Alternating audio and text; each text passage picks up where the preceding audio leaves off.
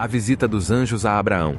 Enquanto Abraão estava sentado à entrada de sua tenda, na região dos carvalhais de Manre, ele avistou 3 homens de pé diante dele. Ao vê-los, Abraão correu ao encontro deles, prostrou-se com o rosto em terra e os convidou a descansar e comer. Ele lhes ofereceu água para lavarem os pés e pão assado para alimentarem-se. Os visitantes aceitaram a hospitalidade de Abraão, e enquanto estavam à mesa, Abraão permaneceu em pé perto deles. Durante a refeição, um dos visitantes perguntou a Abraão sobre sua esposa Sara, que estava na tenda. O visitante disse que voltaria naquele mesmo período do ano seguinte, e nesse momento, Sara teria um filho, mesmo que ela fosse idosa. Sara, que estava ouvindo a conversa da entrada da tenda, riu-se interiormente, pois achou a ideia de ter um filho na velhice impossível. No entanto, o visitante, que era um dos anjos de Deus, perguntou a Abraão por que Sara riu, e declarou que nada é impossível para Deus. Depois disso, os visitantes se prepararam para partir em direção à cidade de Sodoma, e Abraão os acompanhou em seu caminho. Deus revelou a Abraão que ia destruir Sodoma devido à sua grande maldade, mas Abraão intercedeu diante de Deus e perguntou se ele destruiria a cidade se houvesse pelo menos 10 justos nela. Deus concordou em poupar a cidade se houvesse 10 justos. A destruição de Sodoma e Gomorra.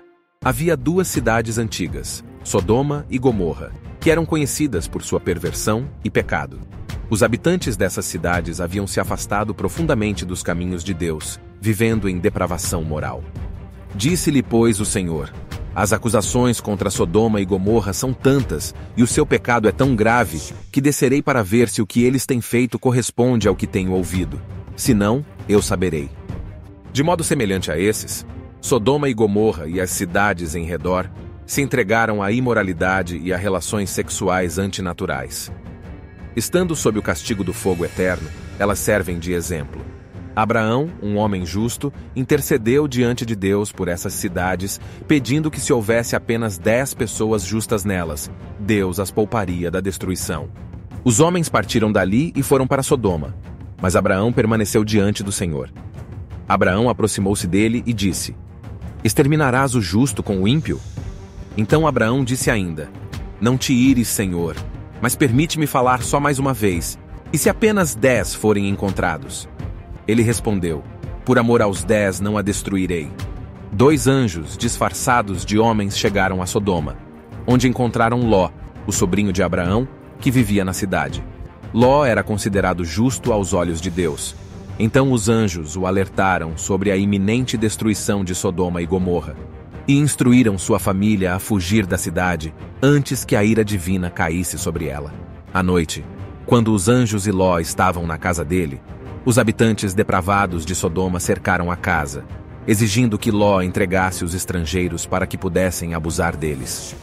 Ainda não tinham ido deitar-se, quando todos os homens de toda parte da cidade de Sodoma, dos mais jovens aos mais velhos, cercaram a casa. Chamaram Ló e lhe disseram: onde estão os homens que vieram à sua casa esta noite? Traga-os para nós aqui fora, para que tenhamos relações com eles. Ló, desesperado para proteger seus convidados celestiais, ofereceu suas 2 filhas virgens aos homens da cidade em vez dos anjos, mas eles recusaram. Olhem, tenho 2 filhas que ainda são virgens. Vou trazê-las para que vocês façam com elas o que bem entenderem. Mas não façam nada a estes homens, porque se acham debaixo da proteção do meu teto. Saia da frente! Gritaram. E disseram: este homem chegou aqui como estrangeiro, e agora quer ser o juiz. Faremos a você pior do que a eles. Então empurraram Ló com violência e avançaram para arrombar a porta. Diante da iminente destruição, os anjos revelaram sua verdadeira natureza e cegaram os habitantes de Sodoma, permitindo que Ló e sua família fugissem da cidade. Nisso, os 2 visitantes agarraram Ló, puxaram-no para dentro e fecharam a porta. Depois feriram de cegueira os homens que estavam à porta da casa, dos mais jovens aos mais velhos, de maneira que não conseguiam encontrar a porta. Os anjos ordenaram a Ló que não olhasse para trás enquanto fugia, mas a esposa de Ló desobedeceu e olhou para trás, transformando-se em uma estátua de sal. Deus então destruiu Sodoma e Gomorra com fogo e enxofre do céu, reduzindo as cidades a cinzas e destruindo todos os seus habitantes, exceto a família de Ló. Apenas Ló, suas 2 filhas e sua esposa conseguiram escapar, embora a esposa tenha sido transformada em uma estátua de sal por sua desobediência. Então o Senhor, o próprio Senhor, fez chover do céu fogo e enxofre sobre Sodoma e Gomorra. Assim ele destruiu aquelas cidades e toda a planície, com todos os habitantes das cidades e a vegetação. Mas a mulher de Ló olhou para trás e se transformou numa coluna de sal.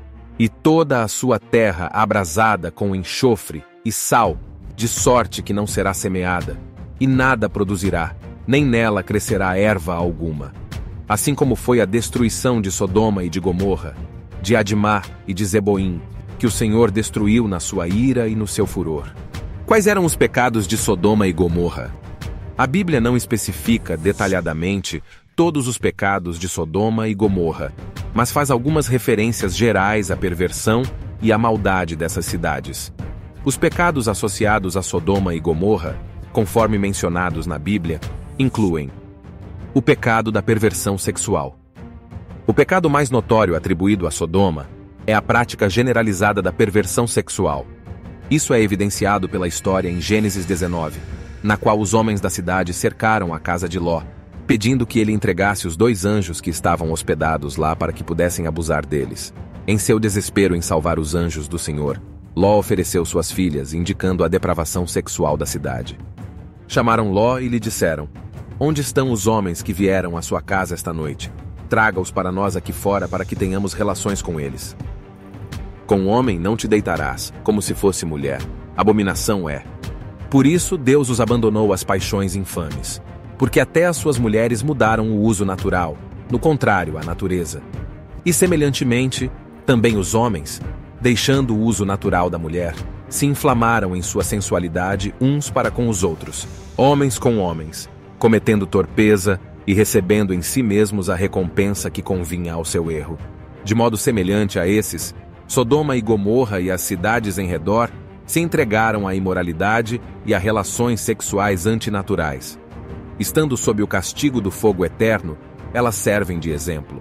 O pecado da arrogância e falta de hospitalidade. Além da questão da perversão sexual, Sodoma e Gomorra eram conhecidas por sua falta de hospitalidade e sua atitude arrogante em relação aos estrangeiros e viajantes.